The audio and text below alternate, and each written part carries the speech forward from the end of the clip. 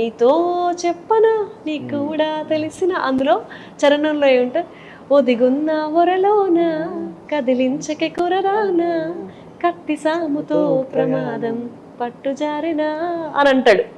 నేను అది చిన్న వయసులో ఉన్నప్పుడు, అంటే నేను యంగ్గా ఉన్నప్పుడు ఆలోచించినప్పుడు ఏంటంటే మనోడు కత్తిలాంటోడు అనమాట. ఈ అమ్మాయి రొమాన్స్ అని మీదకి వస్తుంది కదా, ఒకవేళ ఈ అమ్మాయి మీదకి వచ్చి వీడు గుచ్చుతాడేమో లేకపోతే అలాంటిదేమో అని ఆలోచించాను నేను. But then after I give it a thought after some time where my mind is matured now, when I look at the whole story, Nandagopal అనే ఒక మనిషి వచ్చి పార్థసారథి పార్థు అనే ఒక క్యారెక్టర్ లో ఒదిగున్న వరలోన, అంటే ఐఎమ్ ప్లేయింగ్ దిస్ క్యారెక్టర్.